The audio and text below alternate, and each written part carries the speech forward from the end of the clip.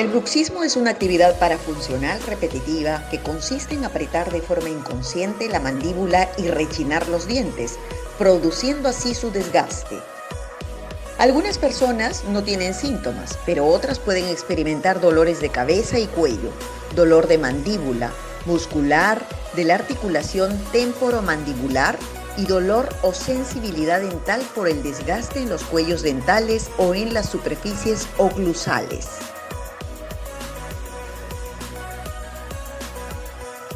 Alineación anormal de las piezas dentarias. La falta de algunas piezas dentarias que alteran el equilibrio de la mordida. Alteración en la articulación. El estrés y ansiedad. Trastornos en el sueño. Se trata tradicionalmente con férulas oclusales, las cuales impiden que se desgaste el esmalte.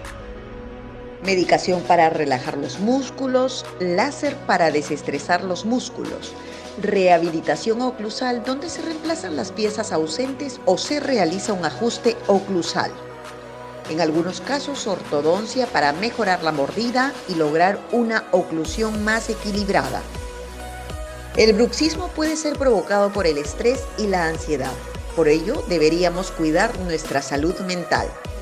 Debemos adquirir buena postura al ver el celular, televisor o computadora. Se recomienda realizar ejercicios porque así liberas el estrés. Limitar el tiempo en la pantalla para no generar mayor ansiedad en las personas.